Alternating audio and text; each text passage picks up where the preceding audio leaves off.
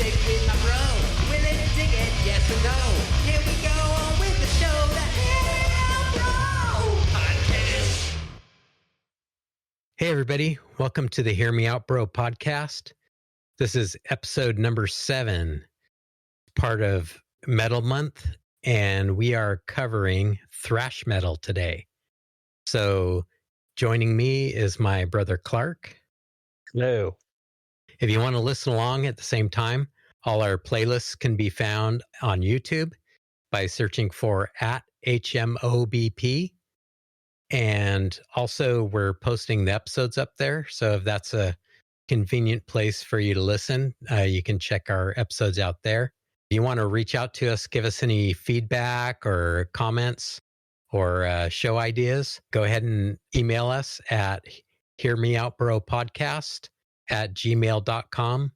All lowercase, all one word, hearmeoutbropodcast@gmail.com. And we also have a Facebook page, The H Mob. If you just search for The H Mob on Facebook, you can join up with our group there. We're also on Patreon.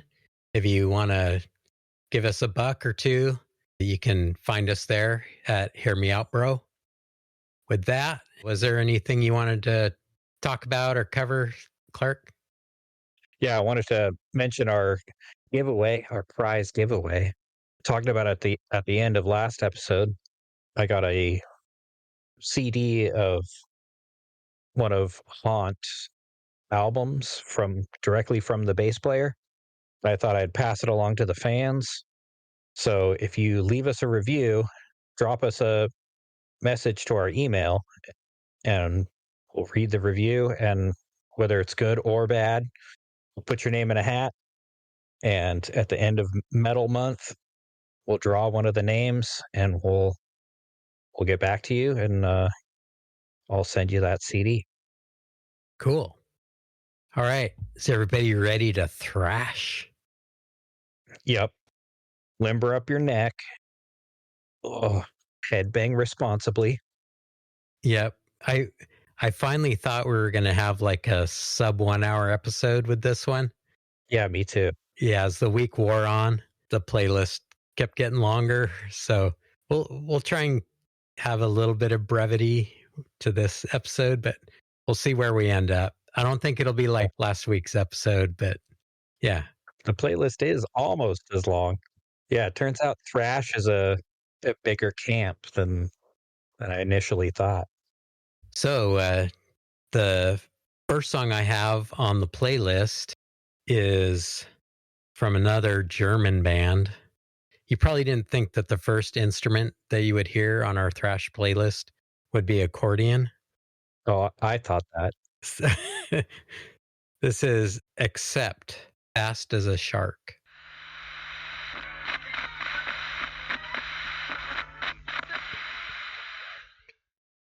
Rad. All right, Accept, Fast as a Shark. So that's from their 1982 album, Restless and Wild. And I included this on the list because like this is the first song I remember people talking about, like, whoa, that's like the influence for like the thrash stuff coming out in the Bay Area. Like that was kind of the one song that really like piqued people's attention. Okay. Bit of a game changer, I guess, or a forerunner. Right. Yeah, like Accept is one of those bands that I never got into. Like everybody's heard Balls to the Walls. Yeah. And that's a great song. And yeah, Udo is such a front man, despite not looking like a front man. Yeah. But yeah, I'd never heard that song. That's pretty rad. Oh, a little tie-in to last week. It said featuring Udo Dirkschneider. Yeah. On the Raven album. So he co-produced that album, and he was one of the backup singers. So those gang vocals, one of those people doing the gang vocals on Break the Chain is Udo. Nice. So that was the tie-in there. It's a cool song. It's a fun song. Yeah, like the chorus kind of goes like major key. Yeah. Which, you know, it it is different for like most thrash. Like Yeah, most thrash kind of leans towards like the minor key doomy kind of stuff, but like, not low down doom, right. just like, you know, they want it to sound all like wicked.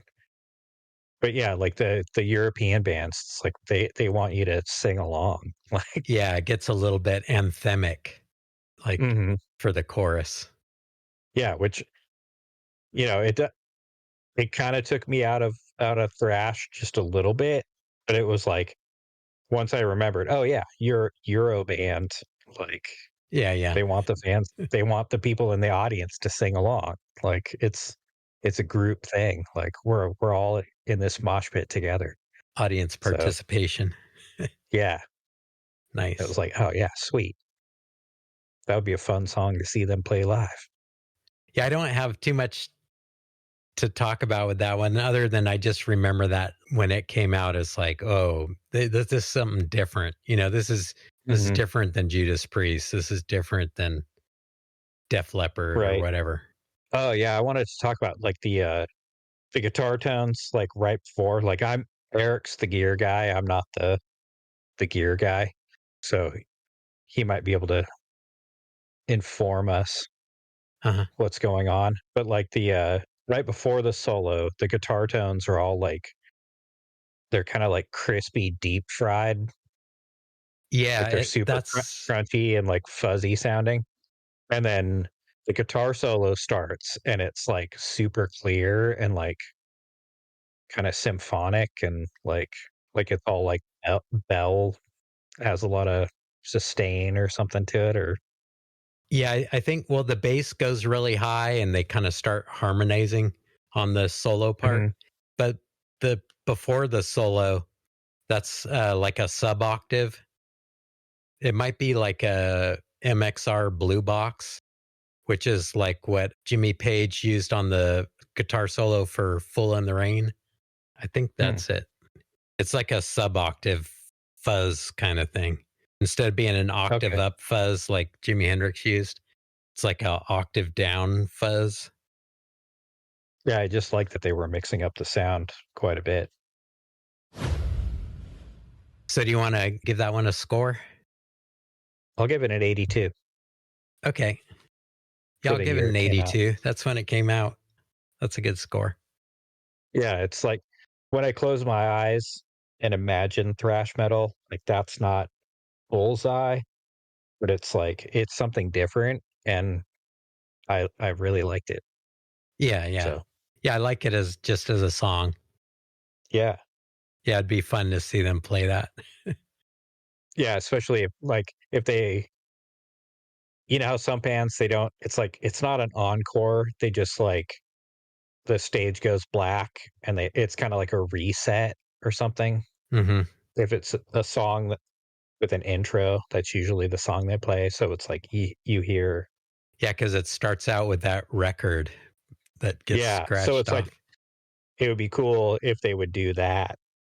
Like, the stage would go dark and they'd like go backstage for a second and then like that that's like traditional German song and then the record scratch and stage lights come on and start cranking out that song. That'd be rad. So next up is going to be a song that you would expect to hear on a thrash metal playlist. This is Slayer with Raining Blood.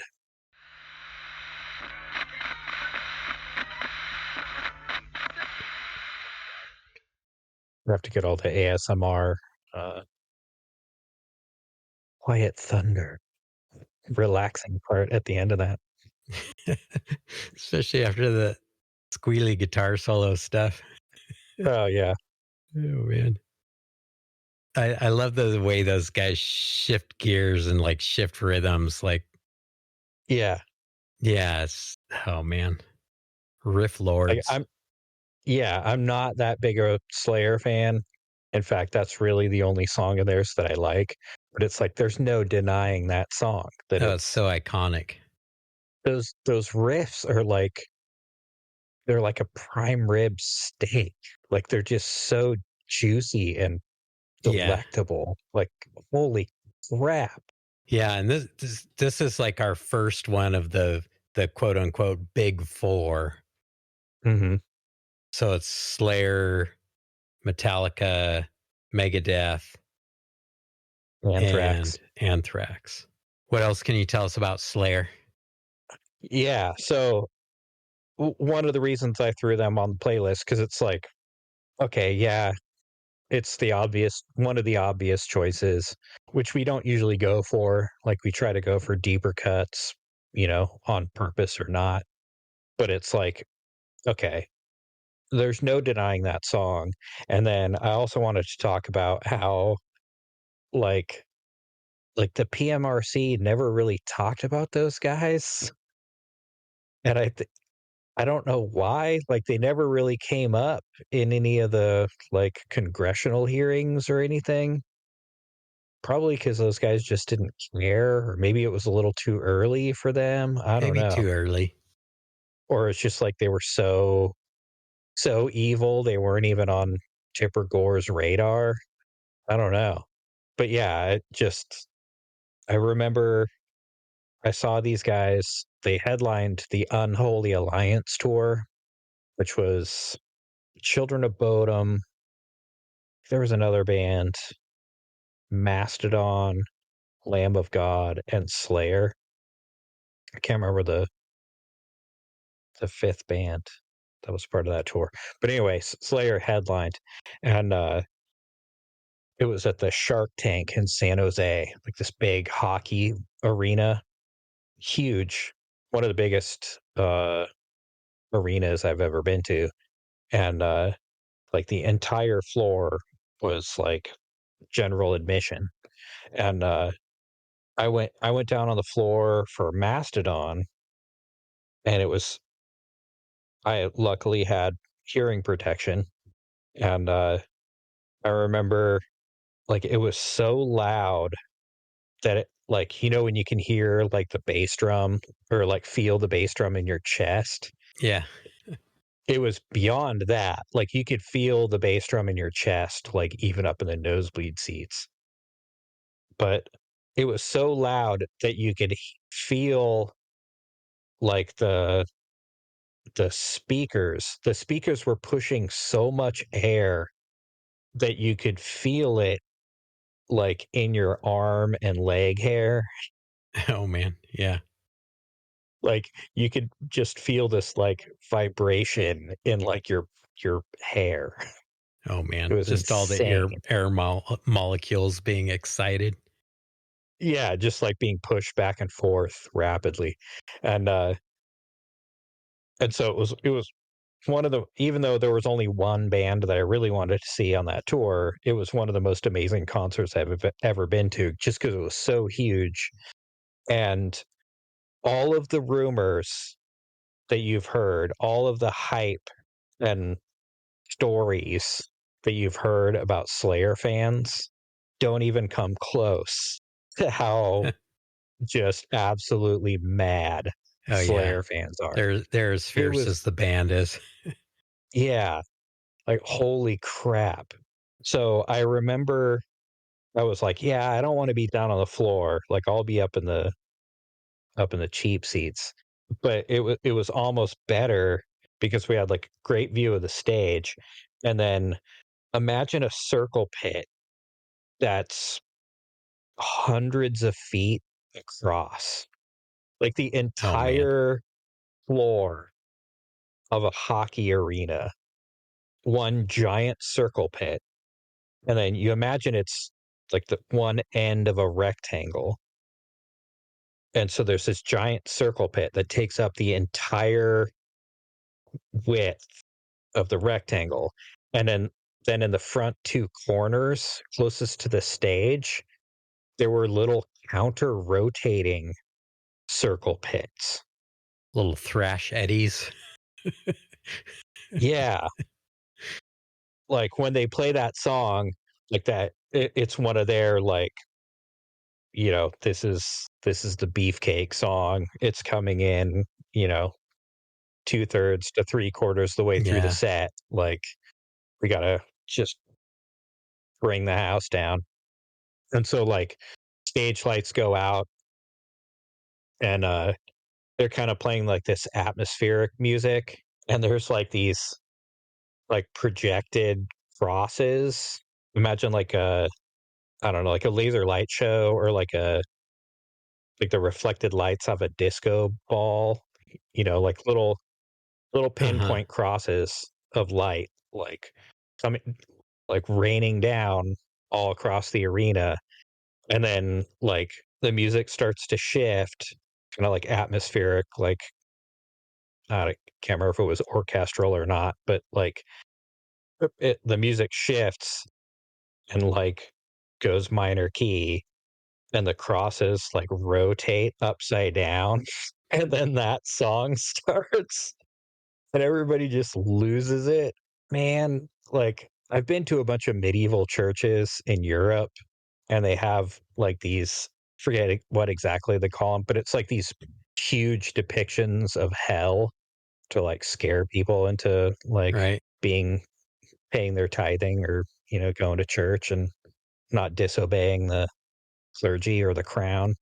And and so it's all these like, you know, flaming pits with screaming souls, and like demons with faces on their butts, like pitchforking people and stuff. Yeah, the Hieronymus Bosch ones are Yeah. my favorite one. They're just so weird.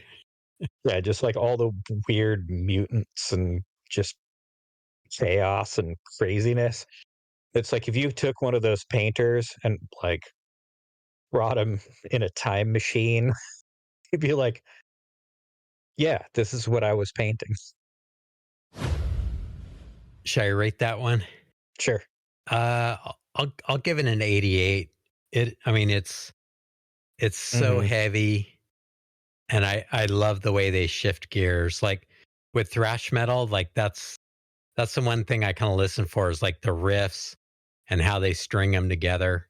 Yeah, those guys are like masters at doing that. Yeah, I was gonna rate it like an 85, but yeah, think I'll go 90.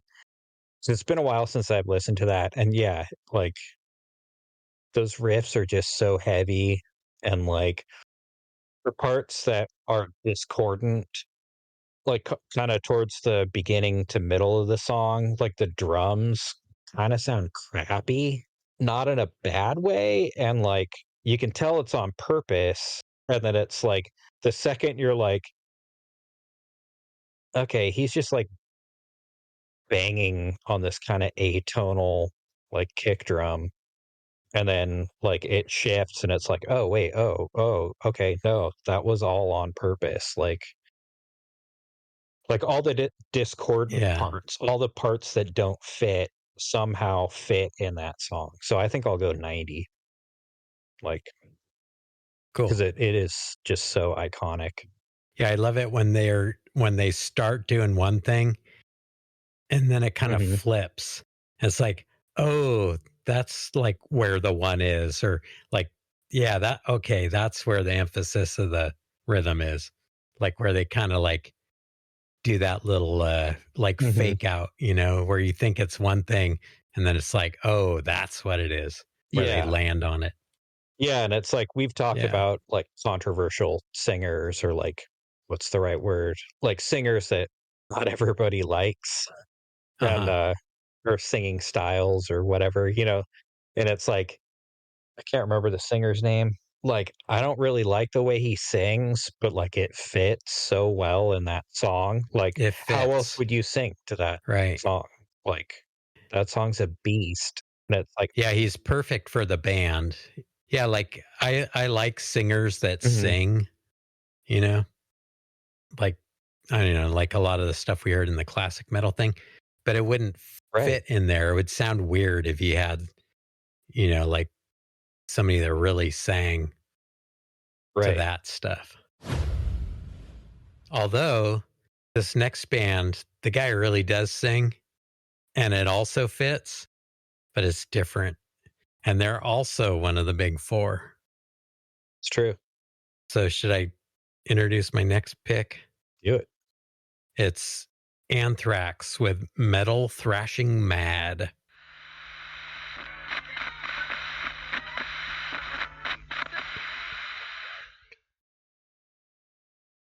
That's kind of virgin on classic metal. It does have the word thrashing in the song That's true. title. And they are one of the big four. Yeah. Was that one of their earlier albums? Yeah, that was their first studio album from Okay, that's what I 1984. thought. Fistful of Metal. Yep. Yeah. I like that song though, because I like car songs because they're kind of Mhm. cheesy. They're kind of like, I don't know, power tripping or a little bit, you know? Reminds me of Yeah, and like they're a Highway Star or something, you know, from Deep yeah, Purple. Yeah. Driving down the road in a street machine of steel.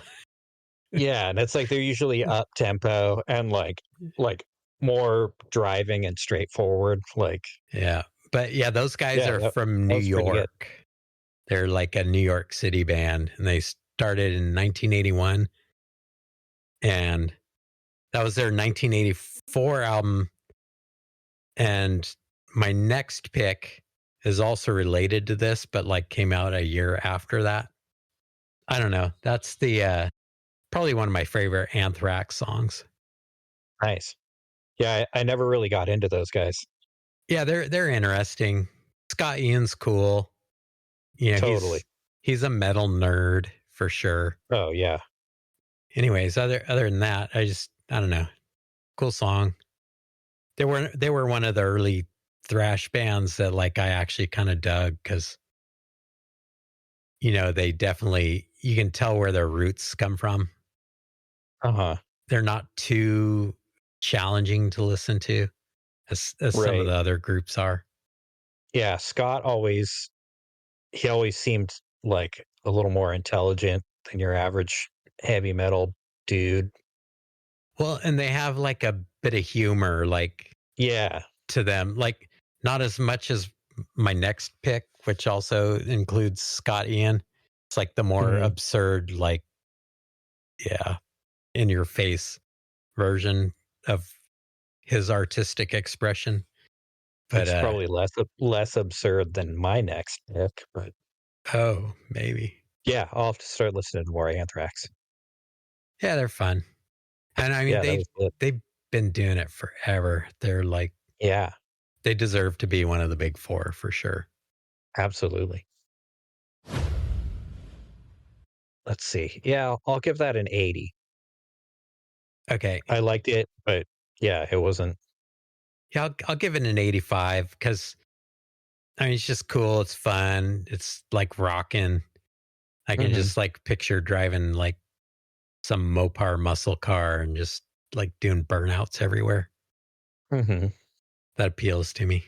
Yeah, a Mopar muscle car, but not like a cherry one. Like it's No, got yeah. some rust because they salt the roads and like Yeah. Got some primer panels here and there. And exactly. yeah, if you look at like my Forza garage, yeah, it's a bunch of stuff like that. Nice. Yeah. You can actually do that. You can do heaters Oh yeah, yeah. in You can do Forza. primer and yeah, like Dude, that's rad. yeah, like my main car is a Hemi Cuda that's like all Mhm. murdered out. And then I also have like a primered out Dodge Dart that's all like, you know, garaged up. And Nice. yeah, I take those cars and like try and win all the street races in them. So like try and beat like Lamborghinis and Ferraris and you know like all the Mhm. like gold chain crowd cars. Like Yeah. yeah, I just try and rule all the streets in my I don't know. I guess I'm more my kids all send me Dom Toretto memes. Oh, yeah. Yeah. And I deservedly so, I guess. Anyways. Well, I noticed, like, I've known you my entire life, and, like, you don't really got friends. You got family. It's all about So it family. makes sense. Oh man, Oh man. that's true. All right, what's your next pick? So keep it on the East Coast and the less serious vibe. This is a little band out of Richmond, Virginia. This is Mile Driver by Guar. Oh boy.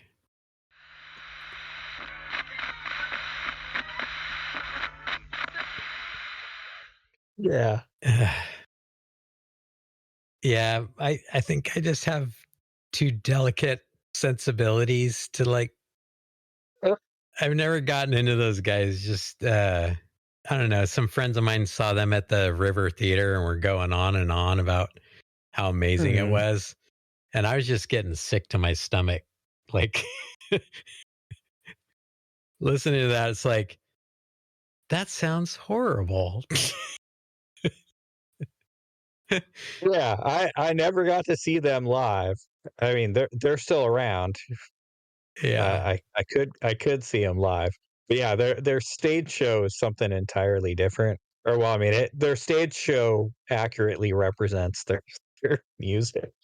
right. But yeah, it's like they've been like a bunch of different bands pretty much. Like a lot of the same members, but like in the late 90s, early 2000s, they became less of a like jokey band. I mean, they were still like jokey, but but they started actually like, playing heavy metal and like sounding really good. Yeah, just being less cartoony and stuff.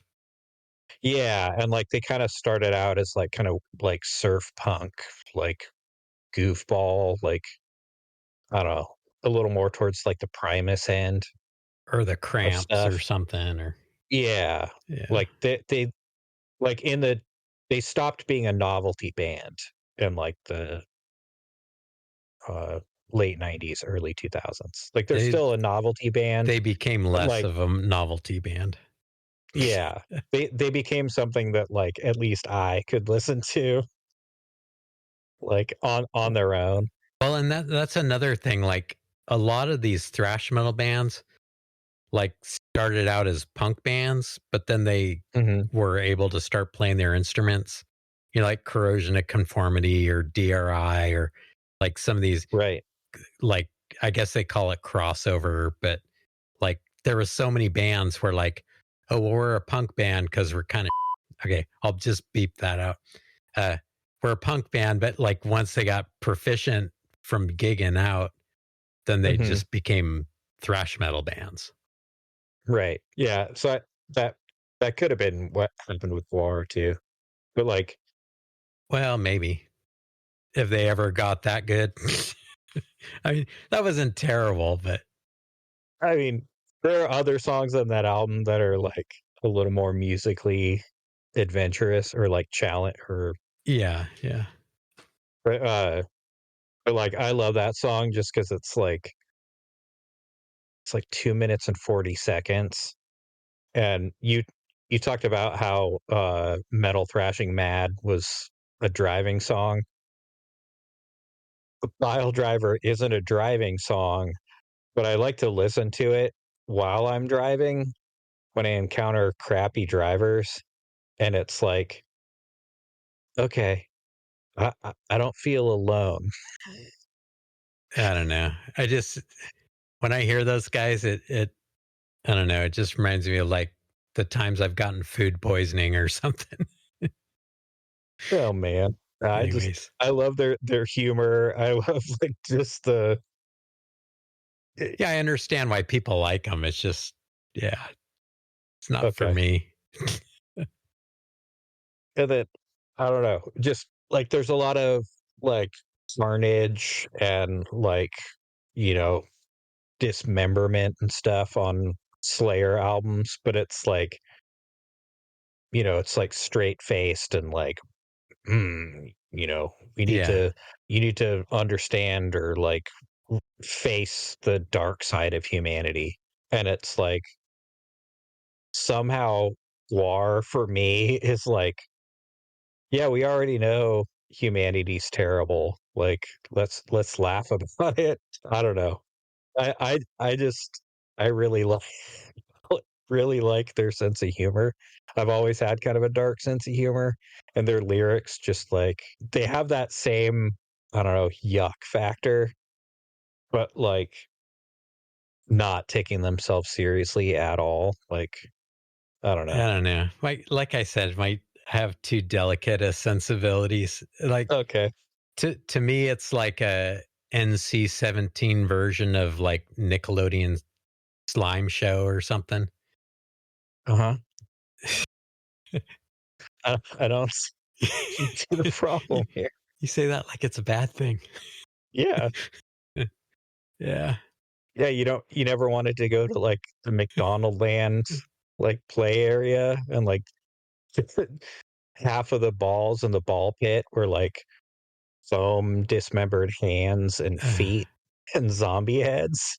No. That'd be I mean, awesome. if I went to one of those concerts, I would just be like, who's gonna, like I'd be getting stressed out. Like, who's gonna clean all this up? Oh, man. I don't know. Maybe it's my OCD or something, or I don't know. Maybe. I just like, I like clever lyrics and, like, turns of phrase and stuff. We kinda talked about that on the Irish music episode, but, like, that verse about "The young are simply too dumb to live, the old are weak and unclean, Oh man. the ones in the middle also must die, their ways are obtuse and obscene." Uh, Oh, man, it just kills me. It's so funny. yeah. Sorry. No, it's fine. I can imagine like sitting around writing songs like that and laughing but Mhm. yeah, like seems a little far to take a joke. But a lot of people get the joke apparently. So, Yeah, I guess I'm one of those that gets the joke. yeah. And the good thing about those guys though is that they they took like people's reactions to things Mhm. and just really like kind of rubbed their noses in it, by like turning everything up to 11, Yeah. like in a totally non-serious way, Mhm. just like a mocking kind of way, which I get, but I don't know. Yeah. I appreciate what they did. I just don't appreciate it Fair. enough to It's fair, like to make my list. for sure. So, yeah. Yeah. Oh man. I'll give it like a 50. Whoa. Like, I mean, it's slamming and then like it's better than their old stuff. Like you can tell, like Yeah. they got somebody that could really play drums and like the tones are good. Like whoever produced the album was like, No, come on, like, you got to have sound to match the visuals." Mm. So like, it's not a 35 for me because of that. Okay, fair. Sorry, Guar. It's alright. Sorry, all you Guar fans out there. I don't think they're gonna make an effigy of you to behead and Yeah, spurt blood on the audience, so whatever. If they do, I'll never see it. exactly. Yeah, I'm gonna give it an 80 Whoa. just 'cause, Okay. Yeah. uh It is more your cup of blood. yeah, like, that era of the band, like, uh, I don't know, like, Dave Brockie, like, he had such a unique voice and, like Yeah. Maybe this is the generational thing too, because like when I remember these guys, they were like pretty crude and like yeah, it's like, oh, these art students, it's like, well, Devo were art students, but Devo like kicks ass. Like, right. and I get what they're trying to do and stuff, but it's just too cartoony and over the top. And, they're not really musicians, but like By the time Right. you came around and got exposed to it, it was a totally different band that still 100%. had all their cartooniness, and even their costumes were better, like Yep. as they evolved, where they were less like made in somebody's garage or something. Just Exactly. yeah, Well, they were still made in somebody's garage, but like they had a they had it decade and down a half of experience. to Yeah, refine like it. Yeah. exactly. Like 80s Guar is terrible. Like late 90s, 2000s Guar is great.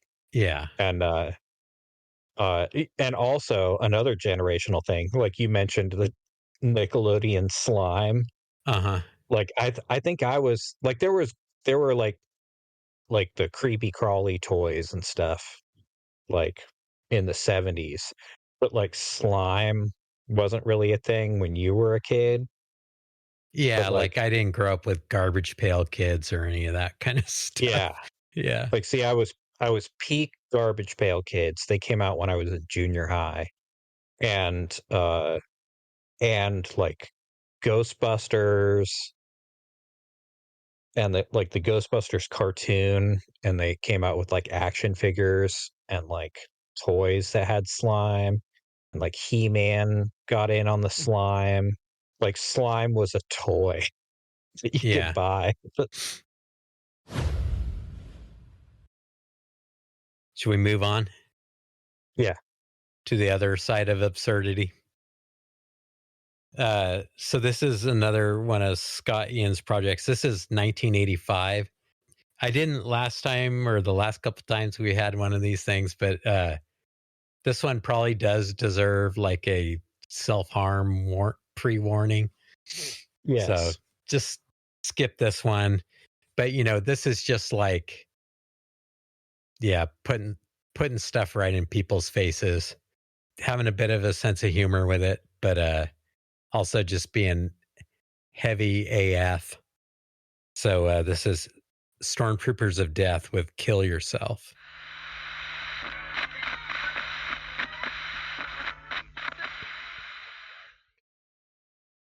So I included that one. Like that whole album is just like so in your face and like irreverent, and uh it kind of illustrates like the punk energy. Like this is probably Mhm. like one of the better examples of like the speed and like the aggression of the punk stuff coming into metal.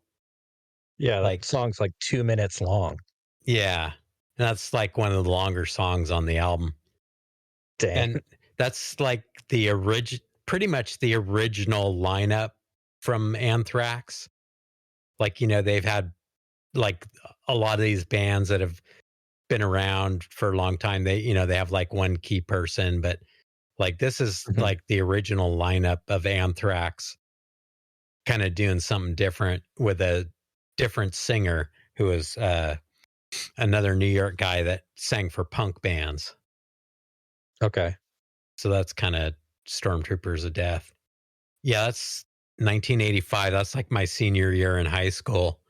Like that was, I don't know, it was kind of like a real change in like bringing that punk energy to metal, you know? So, Yeah, I can appreciate that. so yeah, I don't have too much more to add to that. It's one of those albums that would be really hard to make today, Speak English or Yeah. Die. Like, I don't know, like I've been watching The Office with my daughter, and we think it's funny and stuff, but it's like, man, they couldn't make this show today. Well, yeah, I was gonna say, like the difference of humor, like, they're both, like, ironic, Guar and Stormtroopers of Death, but, like, the irony, like, Guar wears their irony like a costume, but it's like, yeah, if you and like, they're still around, whereas if you try to make Speak English or Die now, like, a lot of people these days wouldn't get the irony. Yeah, and also like this band and like a couple others around the same time. It's like they just really came in with like the really blistering tempos. Hmm. It's like who can play faster almost kind of thing, like throwing down the Right. gauntlet. Yeah, this one didn't really do it for me. Okay. And then like I said, like the faux right wing, ultra right wing stuff kind of aches me out a little bit. Uh-huh. Uh Well, just this song though is not like, just ignore the title of the album. Just like yeah, no, I know. weigh in on the song itself. Okay. Yeah, I don't know. Even then, like I'll go 60, 65. Like give it an extra 5 just for the punk energy. Okay. Yeah, I'll give it a 79. Like for me, like I was really into punk. I was also really into metal. And so it was like kind of like this was some common ground that like it was cool to see like the metalheads start getting into punk or like start like Mhm. looking over the fence, like, oh, well, what's going on over here? Right. Like to me, that was cool because like, I had my two friend groups. It was cool to like have this common ground that felt like it was like intersectional to my tastes at the time. Right. So Chocolate and peanut butter. yeah, so I kind of appreciate him like in that way. Like back then, just, you know, flipping the bird to society or whatever. Right. All right. What's your next step? Next pickup? So my next pick is one of the big 4, and, it's like I had a hard time, like, narrowing down, like, exactly what song. It was like, okay, yeah, if I just, again, close my eyes and just, like, I if I distilled this band down to their essence, and by this band, I mean this guy, like you were saying, there's been a lot of members of this band, but there's only the through line is Dave Mustaine. So this song, I think, really just like distills Dave Mustaine. So this is Megadeth, He Sells.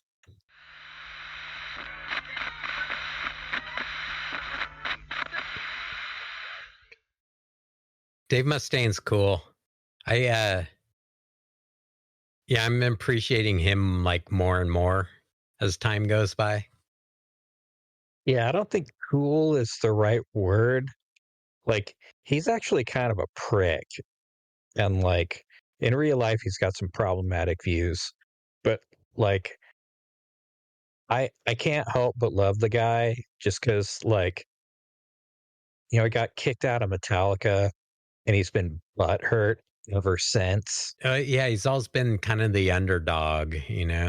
Yeah, he's just got max underdog energy to the point where it's like he's had to relearn how to play guitar like 3 times after having debilitating accidents. Like he was in a motorcycle accident and like totally screwed up his hand and like had to He's a relearn really how good to guitar play. player too. Yeah, Yeah. but he's like 3 really good guitar players. Like Oh man. Yeah, he's definitely dedicated to his art. yeah, and he's like I don't exude bitterness, but like I harbor and like internalize a lot of bitterness. And so like Dave like gives voice to my like inner bitter pissed off, Yeah. and and it's just like, oh man, like I feel less alone when I hear Megadeth. He's like the voice for people that don't get any respect. Yeah. Yeah, the Yeah. disenfranchised. Yeah. Like, yeah. And it's like this song was like top of the heap. Well, and he's not afraid to like put his views out there either, like, Hmm. to like, well, like this song, like it's more political than like a lot of his peers at the time, like, Right. I mean, it's one thing to just be like, the whole world sucks and we're all going to die and there's nothing left after that. And, but Right. Or like you need to face like humanity's darkness. right. Whereas like Dave is like, no, the world screwed up, but we could do something about it. It Like, could be better if people were less crappy to each other. yeah, it's Yeah. like, yeah, he's poking somebody in the chest, but like, it's the people who need to be poked in the chest. Like, Right. It's calling people out that there could be a better way of yep. doing things than just Hmm. resigning. Yeah. Yeah. Plus, it's like, oh, I was going to mention that like the last song comes with a mental health warning. This song comes with a like flashing lights strobe warning. Oh, Like usually I don't go for like the video version of the song. I hate flashing Uh, lights. yeah, I know.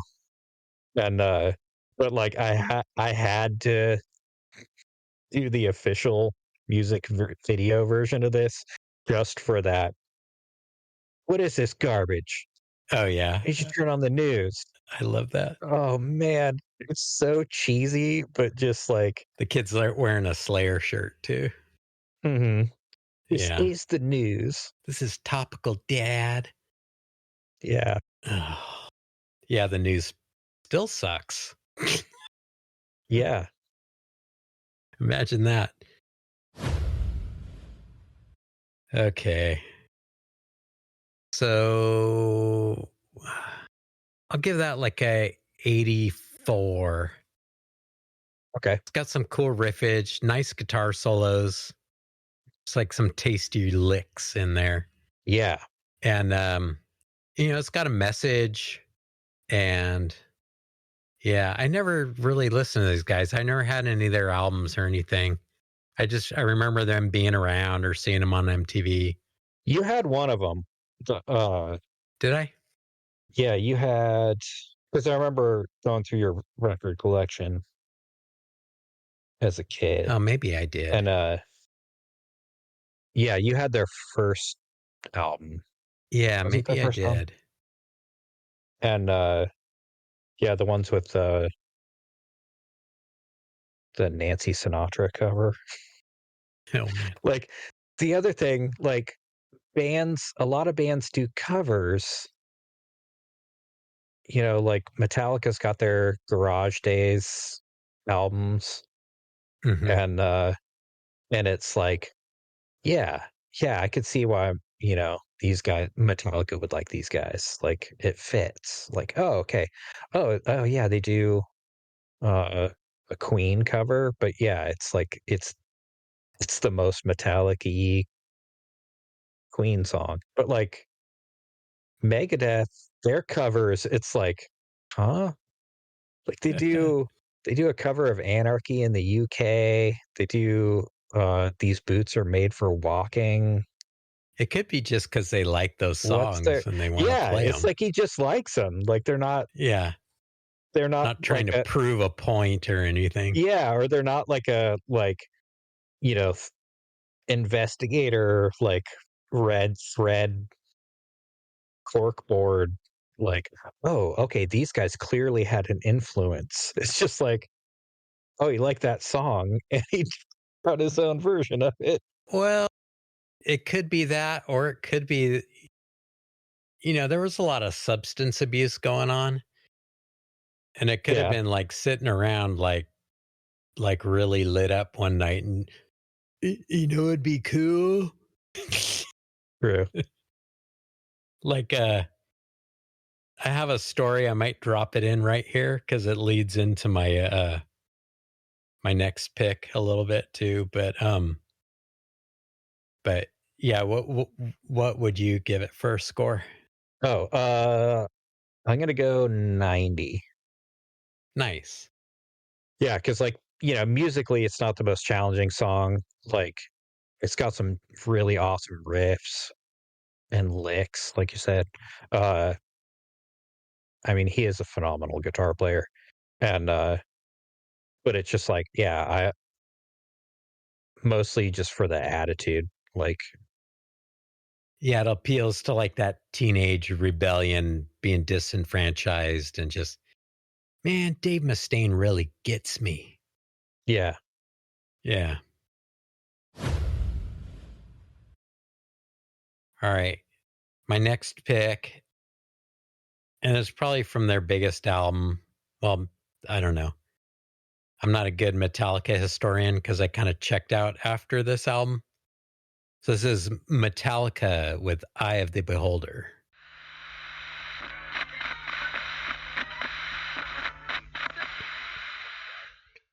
yeah. Craig gave us the warning because we spent 6 minutes doing our Jason Head Newsted bobbing. frowns. Yeah, our Yeah. Jason Newsted frown, angry frown, Angry frown. Oh frowning man. so hard. I always liked Metallica, but like when that album came out, like I'm also really into prog rock. So to me, Hmm. this was like a concept album. Absolutely. It's like they started to become like thinking man's metal Hmm. on with this album. Like the vocals aren't just like an afterthought. Like he writes the songs around the lyrics. So there's like these great riffs, but like the lyrics and the vocals are musically interesting too. Yeah, they like punch right in. Yeah, there's interplay there. It's not just Hmm. like, okay, here's the song, let's throw some words on top. Just Right. yeah, and those guitar tones, man, they're really cool. Hmm. They use EMG pickups from Santa Rosa. Uh-huh. I used to work for EMG, and they also use Mesa Boogie amplifiers, which are from Petaluma. And around the time this album was out, like on this tour, I was playing basically like the same amp rig that they were using, Hmm. like Mesa Boogie rack stuff. Yeah, I don't know. It just has such like not a nostalgia, but it just feels so like intertwined with my life. Yeah, and it's like, they're much more of an LA band. Like LA is where they made it big. But like Kind in of. in a way, these guys are like local heroes, or at least half the band is local heroes. Well, yeah, they live there now, and Well, they grew up out in Kirk's from the Glen East Bay. Ellen, and not only would every time they came through the Bay Area, they would have a secret concert at the Phoenix, Yeah. and they would announce it on the radio, like, They're a Bay total Area band. They're not an LA band. I that was always my opinion, but, like, LA can't claim them. LA tries really hard to claim them, and, because like, that's where Lars is from, and, like, Well, Cliff was from East Bay too. yeah, Cliff and Kurt. And they started out here, but then like, or maybe they moved here after after Dave was no longer in the band. maybe. I don't we're not historians, we don't know the exact Yeah. history, but, like, they would announce on the radio, like, on the local rock station, like, "If you know, you know." Like, they wouldn't say who it was, but they'd just be like, "Yeah, like, the band's playing at the Phoenix. Get your tickets now." And so it was like a secret, unlisted concert, and it's like, "Oh, man, to see Metallica at, like, a tiny theater, like, that's pretty dope." Not only did you work at EMG Pickups, and they played EMG Pickups, but you worked at Ibis making Oh, yeah. mountain bikes, w and they bought a couple Ibis titanium bikes, and didn't they want them painted black? which was unusual because you don't have to paint titanium, so most people would kind of flaunt the titanium. Yeah, James and Kirk came into Ibis and they wanted our titanium bikes because they were like the hot thing, like in the early 90s. Mhm. And I was like, oh, that's super rad. Like, I'll polish them, if, I'll make them like look like chrome, like you won't even see the welds. They'll just look like this thing of chrome. But yeah, they wanted them painted black. Like I offered to come in like on a Saturday, like, you don't even have to pay me. I'll polish their frames, Right. make them like super rad. You don't have to paint these things, but like, I totally get it. Like, Uh-huh. it's like respect. Yeah. Yeah. That was exactly when you told me that story back in the day. I was like, yeah, that's awesome. Yeah. And like, I don't know. I also wanted to like give rock stars their space, not be like fanboy on them and My God, I stuff. love So you guys. Yeah. yeah, oh, you're my favorite band. Can you autograph my lunch pail? Mhm. But yeah, like that's one of my regrets. Like I remember we were riding up in Haworth Park one day and we were going up the trail. This was my story. I don't think you were there. No, we were both there. You and me were riding together. Well, because it was Bjorn too. Oh, well, it must have been the three of us then. Okay. Yeah, I But yeah, we were totally riding forgot you that were one there. little trail, like to Yep. the left or to the right of the bike path. We were going up there and they came down on those ibises. And like, I should have stopped them and said, look, I helped make those bikes and we're locals. We let us show you all the cool trails, Right. you Well, know? see, like you must have been ahead of me because I saw them come down and it's like James Hetfield's like a pretty like unique looking guy, but it's like a lot of dudes looked like that, especially Uh-huh. in the Bay Area. But then like Kirk Hammett's like a pretty distinctive looking dude.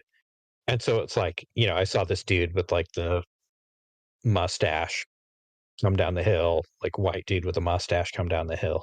And then I saw Kirk Hammett and was like, oh, okay.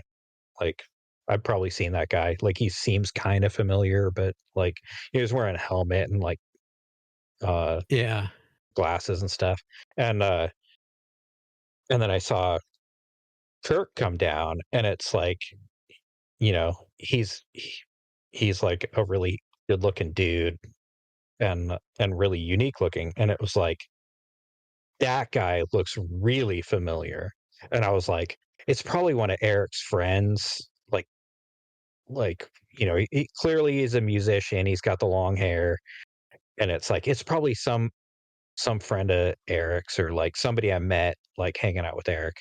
And it was like exact like comedy timing beat, like 3, 2, 1. Holy effing crap, that was Metallica. And I like slammed on the brakes and like Bjorn caught up to me and I was like, Metallica. He's like, what the hell are you talking about? I was like, Metallica. And we like turned around and like chased after him, like, because we were teenagers and Yeah. and so we were totally gonna fanboy out. Yeah. I must And have been ahead of you. And I was like waiting for you guys. But we never showed up yeah, because in hindsight, I should have just stopped them. yeah, I took like however long to like calm down and like convince Bjorn that like, no, there's a side quest you need to Oh, man. go on. And by the time, they probably heard me freaking out or something, but by the time we got back down to the parking lot, they were already gone. And it was like, dude, I swear Oh, man. it was like Bigfoot sighting or something. Yeah, I probably had like the thought in my head, like, oh, they're probably up here just to relax and like, they don't want to like get away from their celebrity or whatever. Mhm. But like in hindsight, it's like, I don't know, we could have like taken them up on our secret trails and like Totally. hung out at the couch with them and stuff and Mhm. run back down Mirkwood. back to the parking lot and just, Y- yeah, Yeah. and broed down a little bit. Like, just, Yeah. I don't know. See, I would love that now, but like yeah, back then, like I was just, I was probably like 17 or 18 or 19 or, I was still a yeah. teenager. And so, yeah, I probably couldn't have contained myself. I would have been a sweaty dork. Well, if they ever listen to this, James, Kirk, if you ever listen to this, we owe you like a mountain Yep, bike ride up in Annandale. definitely. So, you want to rate that song? Oh, yeah, yeah, and Justice for All was, like, the first album of theirs that I got into, and, yeah, it's so like you said, it's like a concept album, and it's way more, it's not about, like, HP Lovecraft stuff and, like, your more typical, like, heavy metal tropes, like their earlier Yeah. stuff. Yeah, and Eye of the Beholder. It's not my favorite song on the album, but it is good. Yeah, I'll give it an 84. Okay. I'll give it a 94 because like it's got cool riffs.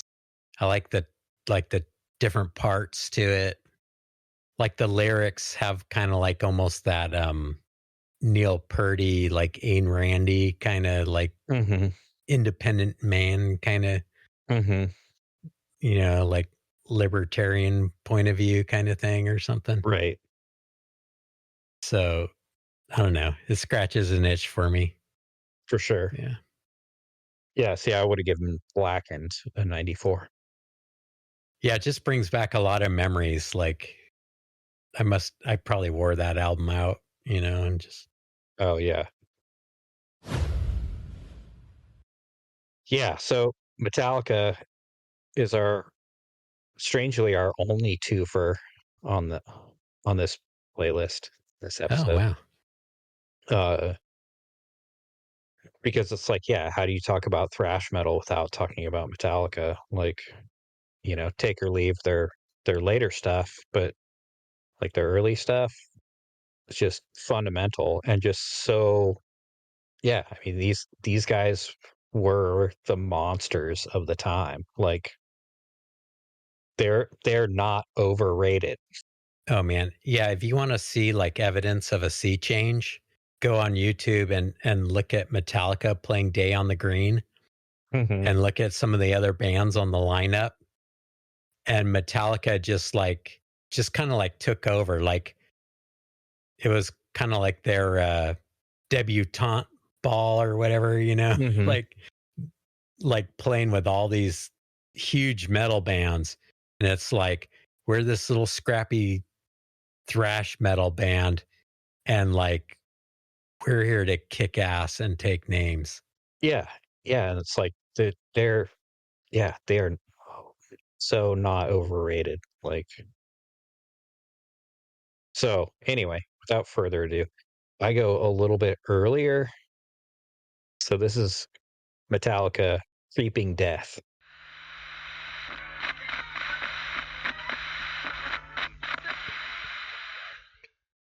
Yeah, man, great tune. So, Classic Metallica. thank you, everybody. This has been Bible Stories with Kirk and James. Is there a heavier riff? This has got me feeling, like, all nostalgic for those days. Because Like, it's it like totally takes me back. Raining Blood is definitely like a doomier riff, Yeah. but like just man, Creeping Death is just so heavy. And it's a Bible story. They really were kind of the evolution of the sound. Yeah, But there's still nobody that really sounds quite like them. yeah, yeah, and Yeah. it's like, James isn't the greatest singer, but it's like his voice just totally Yeah. fits all the songs, and then it like like it's interesting that like we both picked like And Justice for All is like still early Metallica, but it is an evolution.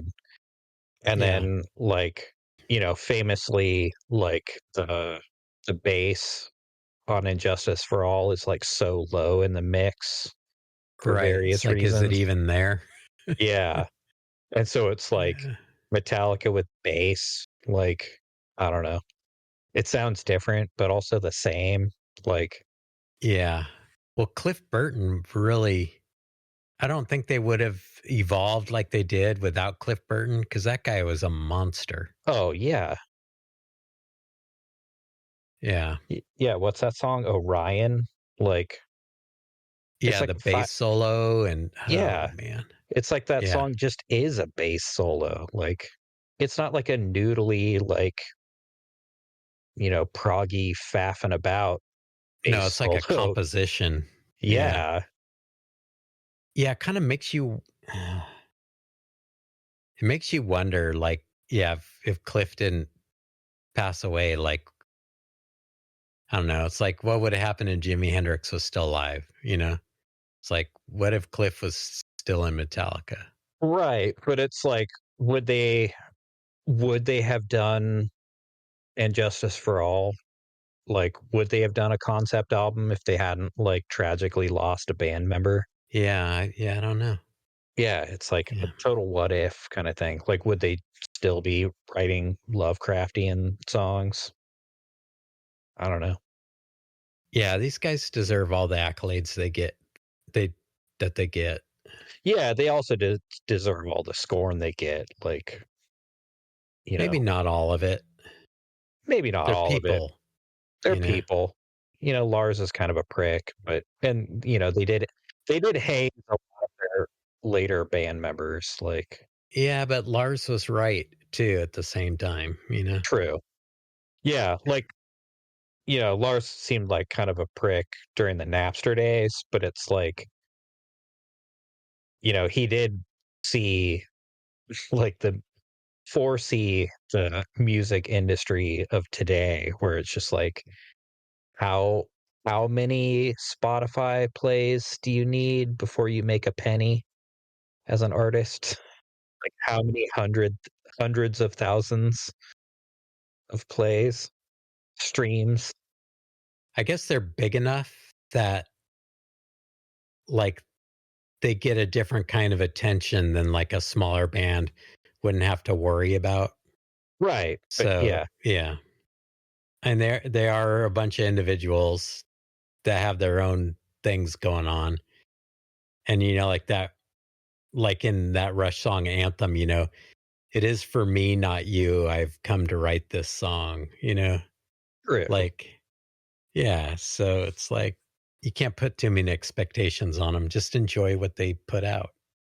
Yeah. Yeah, it's just,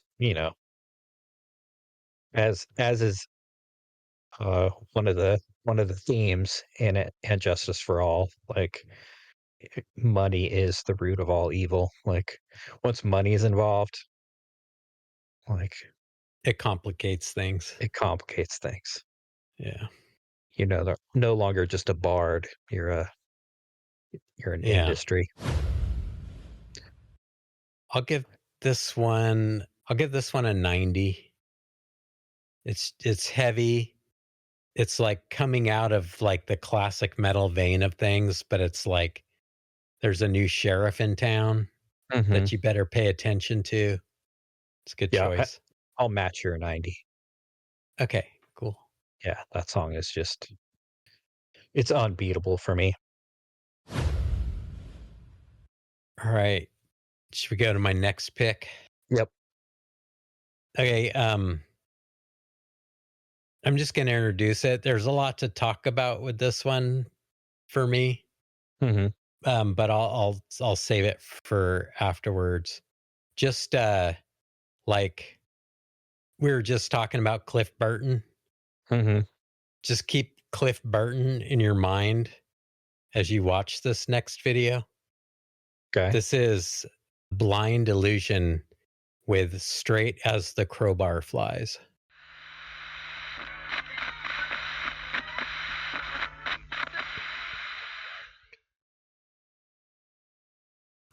Oh man. Yeah. Okay. Oh, where do I start with this one? Okay. Okay. Well, first off, Blind Illusion is they're progressive thrash metal.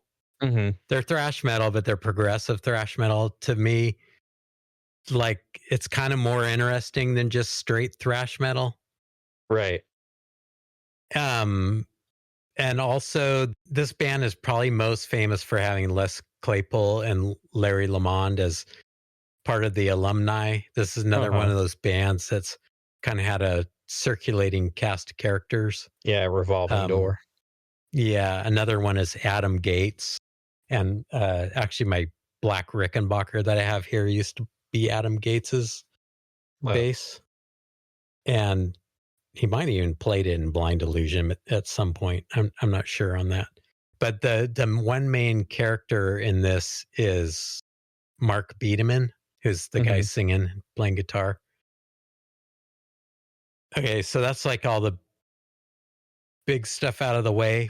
But and the reason I said think of Cliff Burton Yeah, while you're listening to this, th- this kid playing bass, that's my friend Bud's son Avery. really. Yeah. He's What do you think? phenomenal. I know, right? Like I, you know, grew up listening to Rush, and so like, and Justice for All isn't my favorite Metallica album because famously they were hazing Jason Newsted and cut him out of the mix, or like really downplayed him in the mix.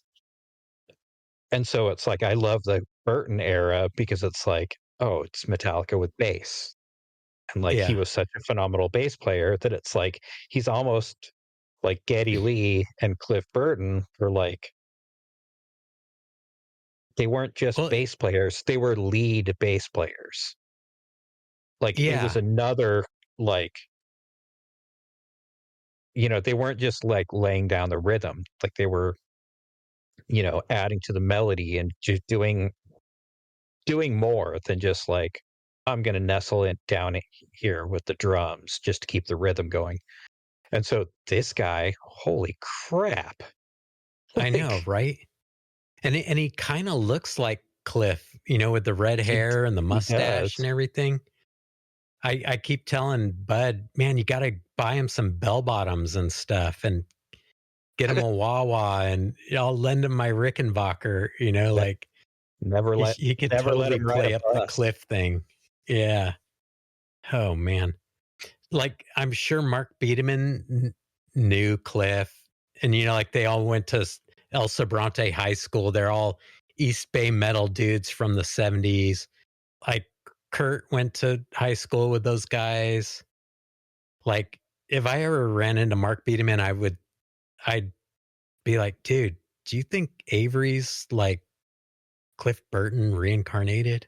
Yeah. I mean, seriously, yeah. But like this kid used to come to my house and like go swimming and like do Nerf battles with Ludwig, and he'd be like, "Hey, can I play your bass?" "Oh yeah, sure. Here you go." And he was like really good then. He's like Uh-huh. all into Les Claypool and Flea and stuff, and like it's like a little kid, and then like to be in a band that Les Claypool used to be in, Uh-huh. he's got to be totally stoked. And I'm totally stoked for him. And Totally. he's amazing. He's Yeah, totally amazing. Yeah. Oh man. Yeah, he's going somewhere. totally. He's Yeah, got it. like those people that you meet, like every once in a while you meet somebody that's just like they've got something, and Yeah. it's like you kind of wish there was like a stock market for people that it's like, could I invest in you? Like whatever you do, like you're going places. Like, Yeah. could I just like put like a couple $100 poker chips like in your back pocket and you know check in 10 years later? Yeah. I kept telling Bud, like, have him come live with you for the summer and he can just like hang out here at the studio and like we can work on stuff and you know, I can teach him what I know and stuff. And like, cause he lived in Lake County. He's Hmm. lives in Lake County. And like he was playing in some bands that were like, yeah, like your typical, like every metal show you go to, there's like a local band that Hmm. it's got the screaming vocals and they're way too loud. You can't really hear, it's like no definition of what's going on. Uh-huh. And all the songs kind of sound the same and yeah, don't really go anywhere. But I guess Beatman must have moved to Lake County and like that maybe that's what's going on now where he's like, dude, come play with me. It's like, yeah, that he belongs somewhere where it's like get that get that stuff under his belt, like a good Totally. first band experience. Yeah. That's awesome. So, yeah, I'm super stoked for him. And it'll be interesting to see like what he does in the future cuz man, he's a ripper. Totally. So, yeah. What was his name again? Avery Thurman. Okay. Yeah. If you're listening to this, keep tab on that guy. Yeah, hopefully Blind Illusion like does more and maybe break out or something when this guy gets a really good band behind him and they can like get out and maybe tour some or something cuz he writes great songs. He writes interesting songs. And yeah, he's just kind of one of those renaissance man kind of guys that Hmm. always has this thing going on the back burner. So hopefully it can get some good traction with like a bunch of young dudes behind him, like propelling him out onto the, into the scene of getting people's ears on it. Right. Yeah, Yeah. that would be cool. Yeah. Get a little second wind for Blind Illusion. Yeah. Yeah. Yeah, I like that. Yeah. And like their older stuff is definitely worth checking out. I mean, I Okay. played this rehearsal thing obviously for a reason, Right. but their earlier stuff is cool and interesting and like to me more interesting than you know your typical like cookie cutter thrash metal stuff. Right. Yeah, I was Yeah. metal my numbers as Brian Posehn put it. Yeah. I figured you put the rehearsal version for a reason because I was thinking, and clearly you did, but I was thinking, man, I want to hear these guys with like a little more polish, like a better mix. Like I bet Yeah. I bet they sound really Well, cool. I guess they're working on an album. Like that's when I first caught wind Avery was playing with him, Hmm. is that he's uh gonna be working on the next album. Cool. So yeah, it'll be cool. Keep an ear out for Blind Illusion. Okay. Yeah. Uh, yeah, I'll give that an 85. That was really good. Cool. Yeah, I like that song. Like it is on an album. It's on their last album Hmm. before he got all these young dudes and moved to Lake County, perhaps. Hmm. But I'm not sure if that's what happened or not. But it is on their last album. This song, and Okay. it's yeah. There is another video for it with like the like official video version of it. It's Hmm. pretty rad too. Okay. Like yeah, it almost seems kind of like maybe instead of like doing speed like all the other East Bay metalheads were into or coke or whatever, maybe Beatman was like dropping acid instead, you know? So, yeah, for whatever it's I don't know. All right. I What's don't your know rating? people's drugs of choice, but um I'll give it a 90. I'm Nice. excited to hear what's going to be coming out of that camp. Nice. Yeah, out of Biederman's brain and his songwriting, and like with some young guys like backing him up. It'll be cool. Nice.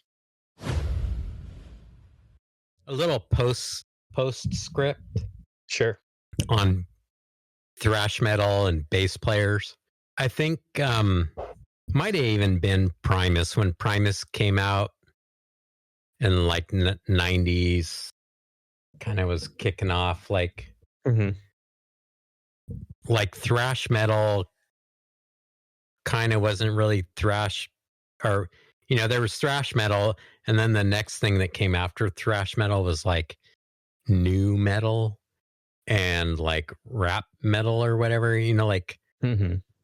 Well, there was like, Primus was big, and like when the slap bass stuff started happening, yeah, and Chili Peppers, and yeah, like for me that's when I kind of like checked out of metal for a while. yeah, those are kind of two different times though. Just like Yeah. there was like the slap bass and Primus and stuff. Like new metal, I think of as more like 2000s. Okay. It just like even in the local scene, like Mm-hmm. you could see like a lot of the metal bands like start getting funky or whatever, Mm-hmm. and it just kind of, it was a sucky time. Yeah. It was not good. Like even, yeah, it's like, I don't know. Yeah, Anyways, a that little postscript about the changing face of bass. yeah, it was kind of like a pre-grunge lull, like pre-grunge L- nadir. Low spot. Yeah. Yeah. Yeah. Yeah, and Anyways. we changed up the order in the playlist a little bit, and like we've had a lot of interesting juxtapositions in our playlists in the past, and this continues it. Like this is all just totally accidental, serendipitous. So we come off like two amazing bass heavy songs.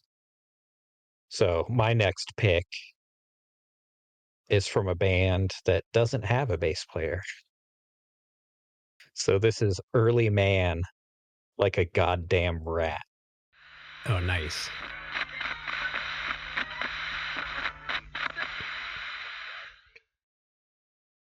Yeah, man. I really like Early Man. Oh, me too. They're cool. I love the way that guy sings. Yeah.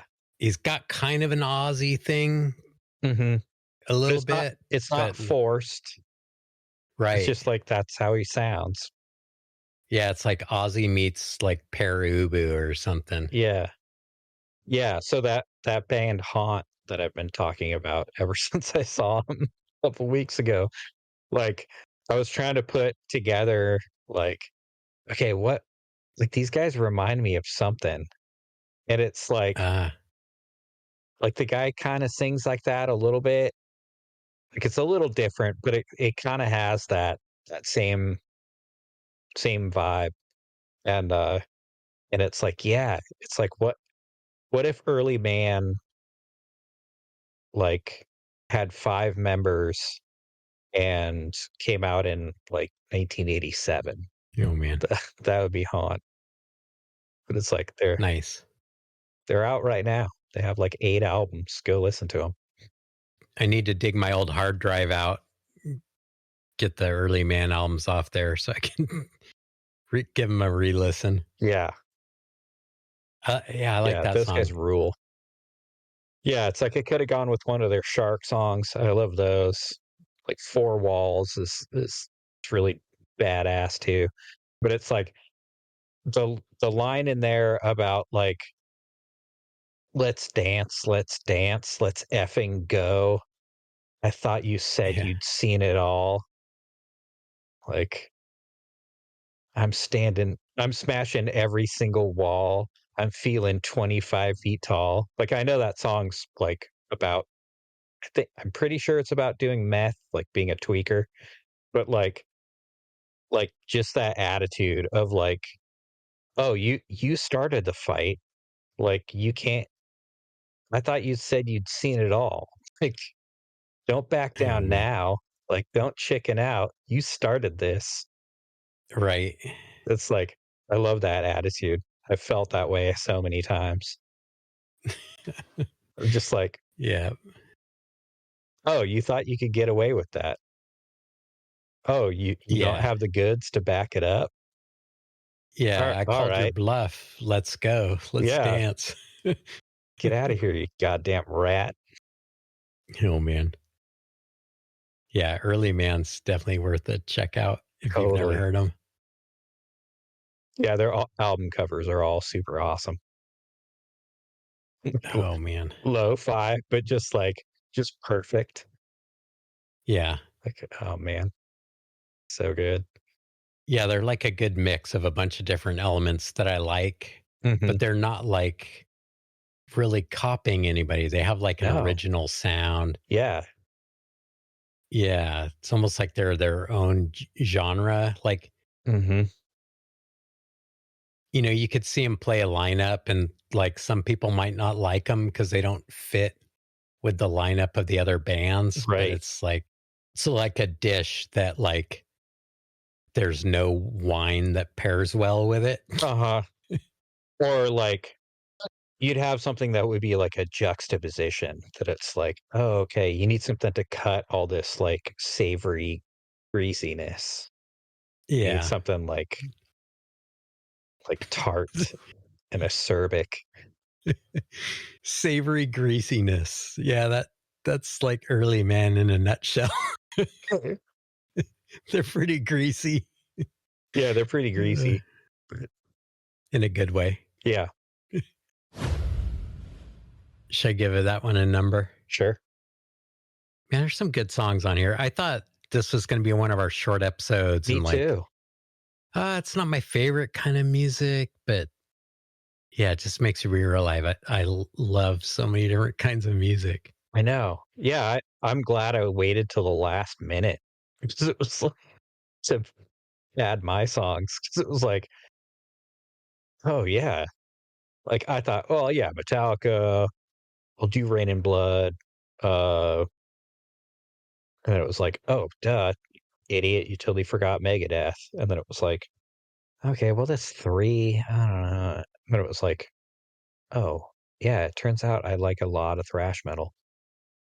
And there's a lot of thrash metal that I need to like. Yeah. Yeah, I'll give it a 92. Like there's that one drum beat in there that's got like the hi-hats Mhm. going where it's like it's kind of a disco beat, but like that's what's cool about it too. Yeah, Like you're not going to go, "Oh, he's playing a disco beat in a thrash song. That's not thrash." It's right. like, yeah, okay. Who cares? 92. Yeah, I'll go 95. Just like, Nice. yeah, I love that band. I love that song. Like, it's just Yeah, so, that's not so yeah, I give it a punchy. 92.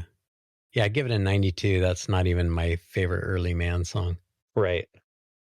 It's a good one though. Yeah. Yeah. I think it's my favorite early man song, but there's so many others that are totally awesome. Yeah. Nice. All right. Alrighty. We ready for another one? Yep. Okay, this is Death Angel with Mistress of Pain.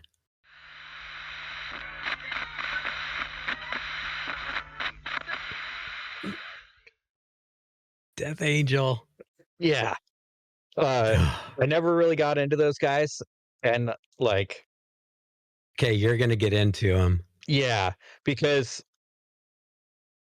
like they're definitely like the more discordant side of the street, like Slayer. And Yeah. like at first I kind of had like a tiny dad on my shoulder going like this is just noise. Like this just sounds like noise. Like Oh, listening to raining blood. Like it's just like Yeah. this is just noise. Like how can you like this? This is just noise. And on my other shoulder is the kid from the Megadeth video. Like, Yeah. this is the news, Dad. And it's like the angsty teen like won me over. And it was just like, yeah, it's just a pain. Yeah. Yeah, Okay. So this I is why like it. you're going to love them. This is why you're going to love them even more. Okay. Imagine you are that angsty teen. Yep. You're like a Filipino kid from Daly City, Hmm. and you and your cousins get a band together, and then like there's like another Filipino kid in your neighborhood who plays drums for you, and he's like 14 years old, Right.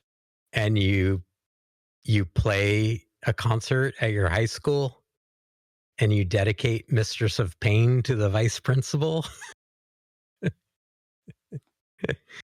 Yeah, that's Death Nice. Angel. Nice. Yeah, 1987. They were all like, I don't think any of them were 18 when they recorded this. Really? Yeah, they were all still in high school. Dude. And their demo before this, for sure, they were all like kids. Right. And it was produced by Kurt Hammett and recorded in Glen Ellen. Uh-huh. And a lot of those songs ended up on this album. This album was recorded in Santa Rosa and co-produced between the band and Davey Vane. So this is like recorded in Santa Rosa in like 1987. Holy crap. I didn't realize they were that local. Well, they're from Daly City. Yeah, but like, they got Sonoma County roots. Yeah, they have a connection there for sure. Like That's the guys amazing. in Sonoma County were like, this band needs a record. Right. Yeah. That's awesome. Yeah. Okay. I'm And sold. they're still doing it. Yeah. And yeah, and their new stuff's great too. But I mean, like the ultra violence, like, and that album cover, like that's like Yeah, pretty it's so like good. cutting edge for like 80s. Yeah. Yeah. Death Angel, they're great. Yeah, they're like one of I liked it. the lesser known ones, but they have a place, you know? Yeah, they're not lesser known if you're from the Bay Area. Yeah. Like if you're from NorCal, like you've heard of Death Angel. Yeah. Death Angel, Exodus. Yeah, there's a bunch of bands Mhm. from around back in then. And I mean, even the guy from Exodus is Gary Holt, is the guitar player in Slayer, part time too. Right. Splits between the two bands. So I'm thrash metal is kind of a Bay Area thing, but Yeah. there's thrash metal bands from other places. But I don't know. There's like a little hometown pride there too, you know? Oh yeah, Testament was the other one. I was like, there's Yeah, yeah. another Bay Area big And they're three. pretty good too. They're kind of more what you would expect. Mhm. You know, like they're fun to listen to also. Yeah, I haven't really listened to them enough to like really find where they stand out from the crowd Yeah. enough to really speak on it. But I do listen to them sometimes, but when I started getting into them, I also started getting into Fate's Warning at the same time, Mhm. and like the prog DNA in my body was like drawn to that a little more. Okay.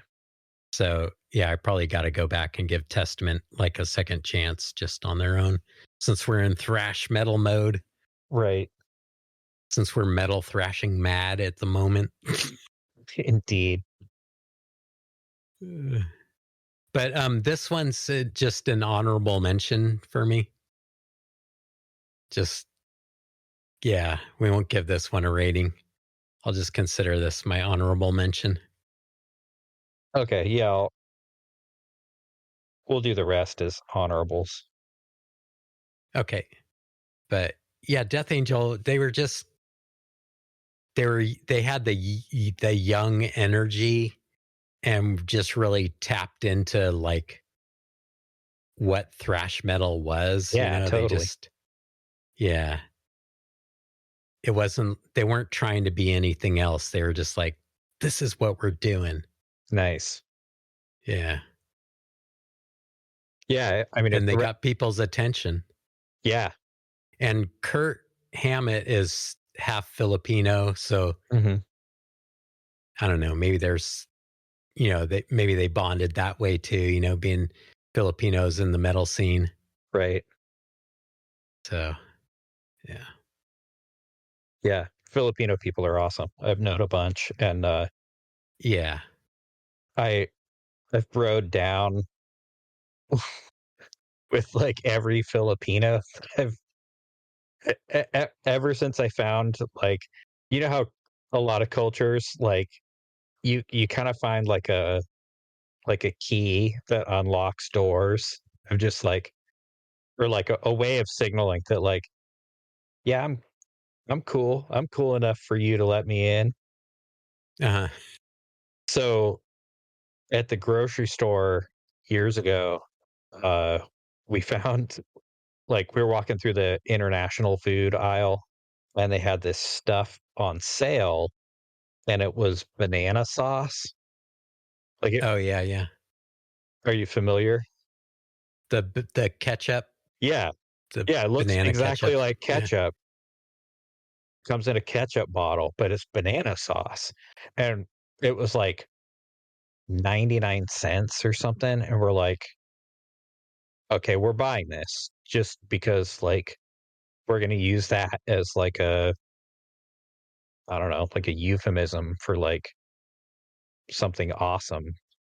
Like, Uh-huh. oh man, that song was totally banana sauce. Like it's worth it just for the lulz.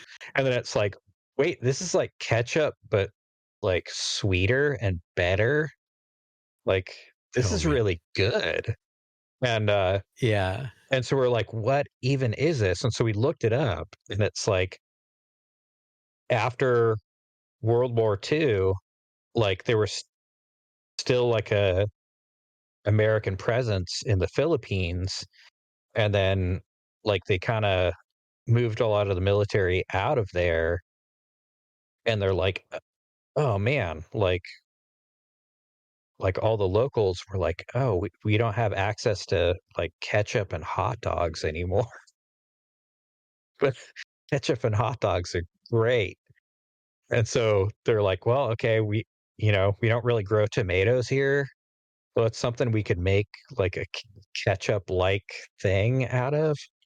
And we're like, well, we got more bananas than we know what to do with. Like, can we make this into like a French fry sauce? Heck yeah, we Oh, can. man.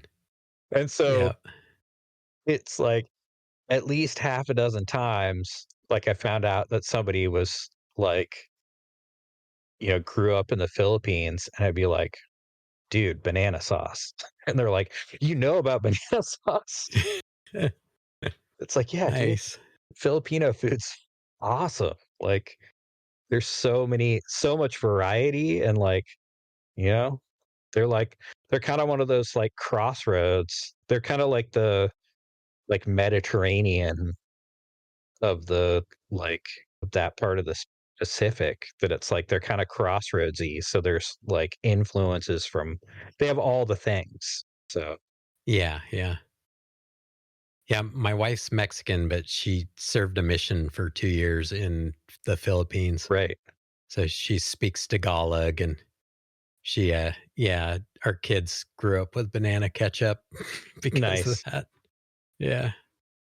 Yeah. So if you're listening to this, try banana sauce Yeah, or if and you ever get invited to a Filipino wedding, go. go and enjoy the food. Yeah. Yeah. Nice. Alrighty. So Alright. my next honorable mention. This is 3 inches of blood, deadly sinners.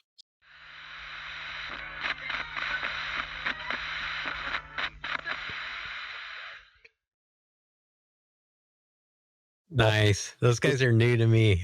Those guys That's are coming cool. to the Bay Area this month. I think I'm gonna have to go see them. Yeah. Uh, yeah. Enemies of metal, you've been warned. Man, that's a good way to work the problem right there. Like you get two singers. You Yeah. get one guy that does like the Udo slash Slade kind of vocals. And then you got a guy just doing the scream stuff. Well, It's like, yeah, and they're both great. yeah, they kind of have two of the three types of harsh vocals. Like Yeah. they don't have the Cookie Monster. But Brian Posehn described them the best. He was like, "Yeah, they have two singers. Like one guy shouts like a yeti, and the other guy screams like a goblin." And like Perfect. I included the video instead of just the song on the playlist. Is like there's kind of the like short hair, clean cut, like helmet looking dude that's one of the Yeah. singers. And then there's like the more trad, like he's got a Mjolnir and a beard and long hair, like, you know, he and I would stand next to each other in a police lineup. Yeah. And like the two voices are like who you would think they were. But it's like the Yeti shouter Yeah. dude is like has short hair and kind of looks like just like a normal guy. And Yeah. then like the metal dude with the spiked gauntlets and the hairy dude is the guy with the Yeah. You think he'd high be all, pitched scream. Yeah. yeah, great singer, Listeners, man. Great singer. listeners. Like most of their Yeah. songs. I like singing, but it's cool that they have like the screamo backups in there too, Mhm. you know? Yeah, it doesn't always work, but for these guys, like, they sing about like the enemies of metal and like they have battle Yeah. axes and like most of their songs are about killing orcs. And like, I don't like it when bands kind of copy another band too much. Mhm. But like, if you sound like Maiden, that's okay because that's like a good sound. Mhm. There's parts where they sound like Maiden, and it's like, well, of course you're going to sound like Maiden because it's freaking awesome. Right. But Yeah. then they don't So, sound like Maiden. Like he's not trying to sing like right. The Bruce. drums are different and the Yeah. singing's different, but I mean, like the stringed instruments Yeah. are like doing those, minor harmonic thirds and the galloping bass line. Mhm. And it's awesome. Yeah. Yeah, I love those Oh man. guys. Yeah. They're But it's just cool. you just can't not get on their side. But it's just like they're so enthusiastic and their songs like, that guy has a particular voice. Like I understand if you can't listen to that all day long. Do you know anything about like their band name or anything? Their Well, background? Where are they from? I don't know anything about them. Like I just know they come up. They're always like top of the playlist on my music app. It's Weird Al Yankovic because Weird Al is in quotes. 1994 because of our Oh yeah, yeah, that off the AOR playlist, AOR playlist. and then 3 Inches of Blood. Like like, they're always just like, "Oh, what do I wanna listen to?" And it's like, I have to if I wanna listen to anything else, I have to get over 3 Inches of Blood. And were they mulling over whether they should be like 2 inches of blood or 4 inches of blood or Dude, they're from, British Columbia. oh nice. Their music was International. strongly influenced by the new wave of British heavy metal. Yeah, they're an international thrash metal band. uh, Yeah. well, I wouldn't even call them thrash metal, but that song had some good thrash beats in it. Mm-hmm. Yeah. Oh man. Yeah, cool band. I'm gonna have to check them out some more. Yeah, see what their tour is doing, because like yeah, they're coming around. They're worth checking out. I wonder if they had like a band going with just one singer for a while, and then like they tried out this other dude, and the other guy's like all like, I can't believe you're replacing me. They're like, oh no, you're not getting replaced. Like, no, this is gonna work. Yeah, it did talk about that in the Wikipedia article, but I didn't. Oh yeah, okay. It's not this month. It's uh January next year. Oh, okay. Yeah, they kept coming up because Haunt is gonna play with them. So Ah, what does it say about having the two singers? okay, yeah, it was a bunch of the band members were in another band and they got together to do a one-off reunion gig and they were like, dude, we should start a new band, like a more trad metal band. And and recorded a demo and the bass player's roommate heard the demo and was like, dude, you should you should have this friend of mine sing for you. And so yeah, Cool. the guy who does the high pitched vocals was like a friend of a friend. Oh man, that's Yeah. rad. So it pretty much was exactly what you described. Oh man, It's like, dude, you guys are awesome. You just need one more thing. I want in. This guy, Yeah, nice. job's a good That's one. cool.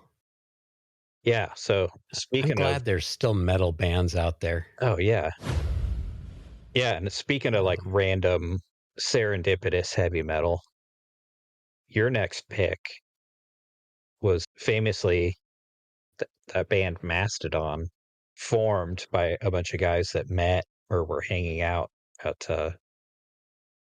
this next band's like second show ever. oh man. So Yeah. these guys are responsible for the formation of Mastodon. Yeah, there's a lot here, and we'll probably talk about the front man like in another one of his projects that he does in a different episode. Hmm. But like I put him here because the songs kind of harkens back to some of the thrashy stuff, and then also like as part of like a Bay Area pride kind of thing. Like, yeah, these guys are from Oakland, Hmm. and yeah, like this music's pretty dense, but there's like a musicality to the denseness of it Right. that I really appreciate in the vocals and stuff. And I'm just going to introduce it. And we'll talk about it afterwards. From Oakland, California, this is High on Fire with Rumors of War.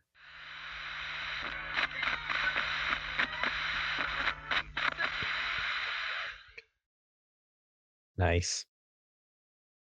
We Yeah. should have issued a strobe warning for that one. Yeah. Yeah. I think Oh man. technically those guys are more doom, but Yeah, probably. yeah, they're definitely like thrashier than most doom. And then it's like there are bands as heavy as High on Fire, but there's nobody heavier than High on Fire. Yeah, that song is just brutal. Yeah, like that song and what's the name of that song? Cometh Down Hessian. This is like Yeah. the heaviest song ever. Oh man.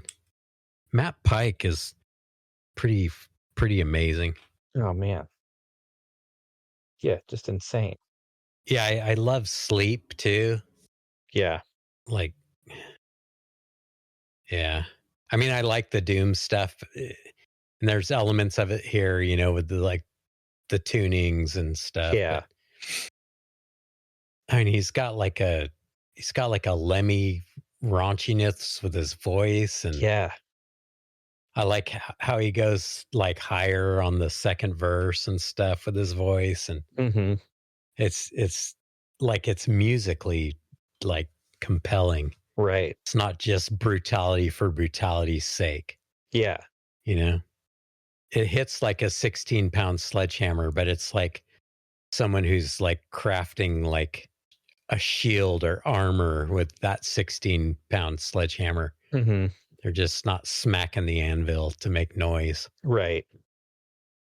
There's some artistry to it. Yep.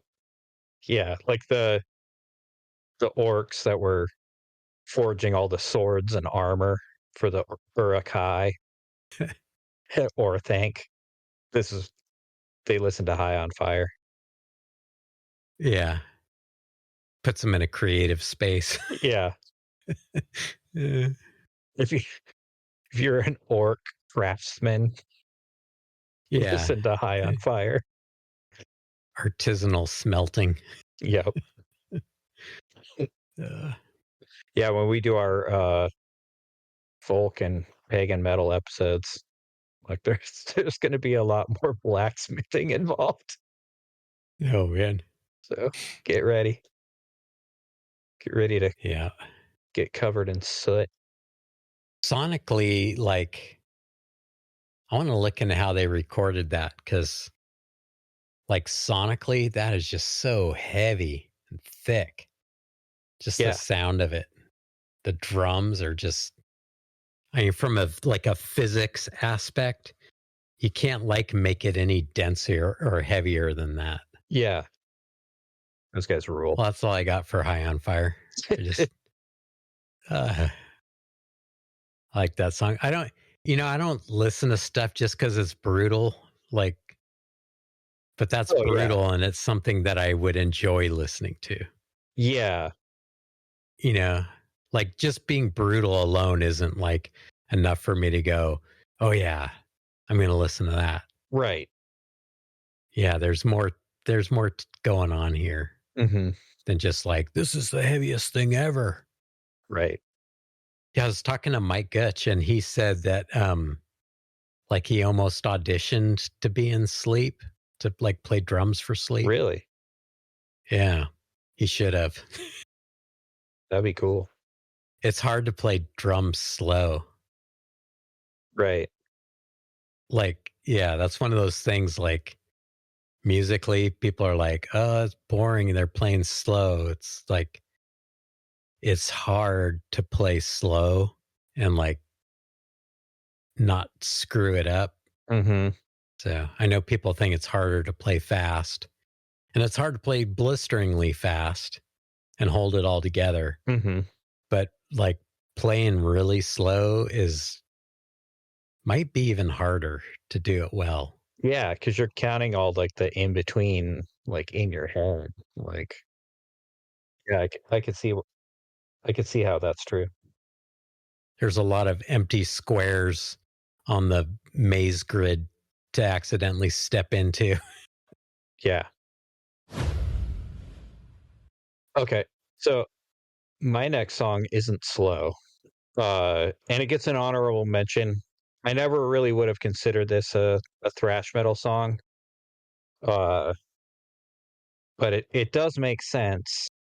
And yeah, I mean you'll hear from the beginning why why it's on the playlist.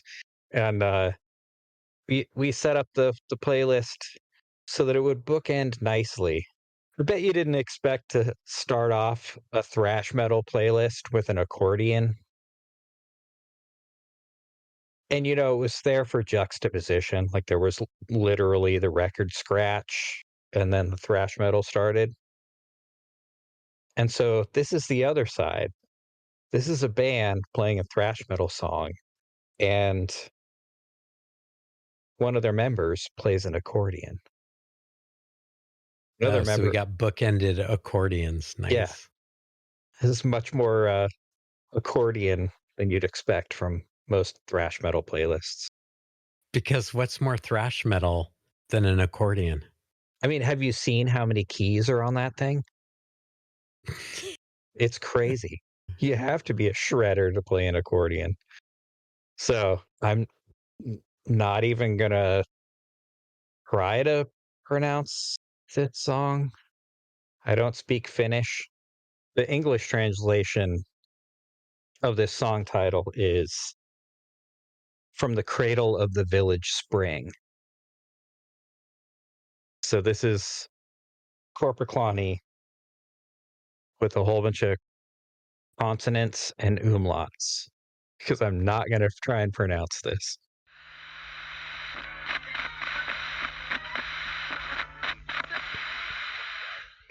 Do you like thrash metal? Me too. Sir, what you're saying is that Accept should have like kept the accordion in the song. Absolutely. And added a Nice. violin. Yeah. And like it's also kind of interesting now that I think about it. Is Yarko, the bass player for Korpiklani, like I know I've showed you pictures of him. Like he is a dwarf. Like he is straight out of Middle Earth, man. Like if that guy was not born in a mine, I like, and it's like the last time I saw them, he was like hanging out in the audience. Like one of the things I love about Korpiklani, like they're also fans of the other bands. Like they come out and like hang out like in the crowd to like watch the other bands. And it's like you guys are on tour Nice. with them. Like how many times have you heard them? Like, and it's like, no, we're metal fans. And so Right.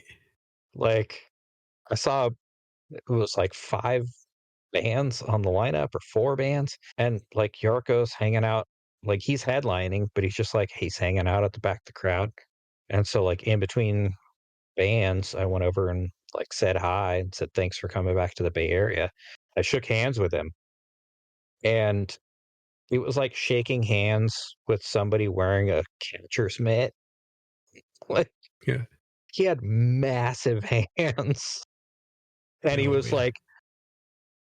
like I'm tall-ish, like I'm just below 6 feet, like 5'11", and and but like he came up to my shoulder, like he's just like, but he's built like a truck, like he's just this big dude, but he's short and just all bone, and an amazing bass player, super nice guy. The singer like barely speaks English.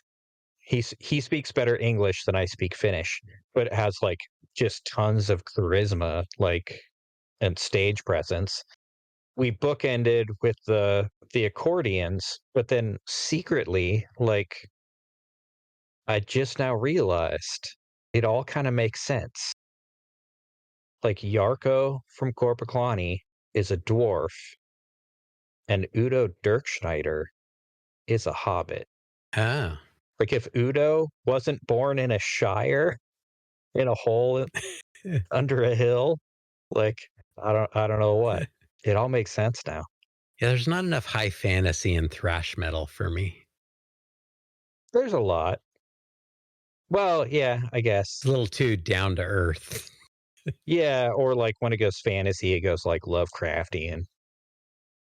Yeah, it's a little bleak. Yeah, it goes cosmic horror and not Yeah. high fantasy. Yeah. Although, 3 Inches of Blood, they're doing it. This has been a literary minute. on the Hear Me Out Bro Yep. podcast. We had, Uh, we had our Bible corner, and then That's right. literary minute. We mentioned Ayn Rand. That's true. Anyway, All right. so turns out we like thrash metal more than we remembered. Like, Yeah. it's like we just kept adding. Like, you added a song even after you finished your playlist. I was like, Yeah. Yeah. man, I added like half my playlist was like last minutes. Just like, oh yeah, yeah. I totally forgot about these guys. Yeah. Leave us a review if you want that Haunt CD. Yeah, And we hope you enjoyed looking back at thrash metal. Not even looking back. I mean, it's still going. yeah, I mean, for me, it was looking back because I don't really listen to stuff like this that much anymore. Yeah, I'm gonna have to update my playlists a little bit, put some more thrash metal in there. yeah. I'm gonna revisit all the Bay Area thrash metal bands, like going local. Yeah, I listen to most of my music when I have insomnia. Hmm. So, like, just put a bunch of albums and put them on shuffle on my MP3 player. Yeah, I don't know if thrash metal is like the playlist that I want. Like, Right. like trying to sleep, trying to fall asleep. But yeah. Anyways, anything else to add for this week? Well, yeah, I would listen to most of my music time used to be like driving around in a mail truck. So I listen to a lot of thrash. Yep, yep. Yeah, I had a lot more like angry stuff when I was like wage slaving it, Hmm. like so it was much more like a part of my mindset, Yeah, back in the 90s and 80s. But yeah, it's still fun.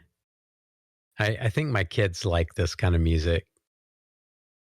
I nice, know my daughter's really into Metallica. nice. All right.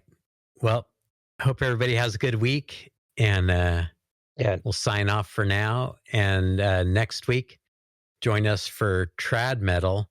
yep, Hopefully, like you've been in the same boat as us, like, man, I don't listen to enough metal, even though I love it. Next week, Clark's going to turn you on to some new bands. And I got turned on to a new band today with 3 Inches of Blood. right. And I'm hoping like next week is just going to be like me writing band names down because it's like, oh, I got to get that. I got to get that record. I got to check those guys out. Man, hopefully. Yeah, hopefully it'll be that for everybody next week. Yeah, not all of these bands, but like these bands, like I was already, I had a pair of Doc Martens back in the day. I never had a battle jacket back in the day, but I do now. And like, I bought a pair of steel-toed Doc Martens for going into the mosh pit as an old man, not getting my toes stepped on. And it's like, I'm glad I did because it's like there's so much good metal band, like so many awesome metal bands out these days, like new bands. And if you listen to the last couple episodes and you're like, oh man, yeah, I listened to the crap out of Metallica back in the day, and like, yeah, like I guess the last couple Metallica albums were pretty good, but like, they kind of turned into some like dad rock for a while. They weren't up to their former glory. And so there's a lot of glory out there still to be had, and there's a lot of bands bringing the glory.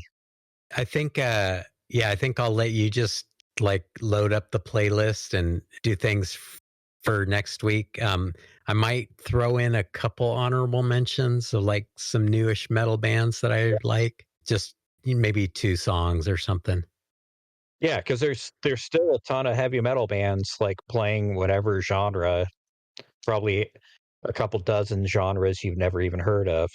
But like the trad metal is going to be like, holy crap, these guys have that sound. Oh man, like, what if this band that I listened to back in the 80s was still around? There's going to be a lot of harkening back in the next Yeah, episode. there'll be a lot of discussion about current state of metal. Like there's some bands I like now, but like some of them, there's some new bands that play metal that I like now. But and I'm sure there are some for you, but they're probably more deserving of just like a whole episode. Mm-hmm. So yeah, so some of them we might just save for a whole episode, but yeah, next week will be fun. So tune in. I'm looking forward to it. All right. Bye. All right. Thanks for listening. Checking out music with my bro. Willing to dig it, yes or no? Here we go on with the show, the Hell Bro Podcast. When I was at EMG, Kirk Hammett and his roadie came in to have pickups put in as Jackson Charvel. They sent me to the corner market to get them Pepsis. And Kirk Hammett was like,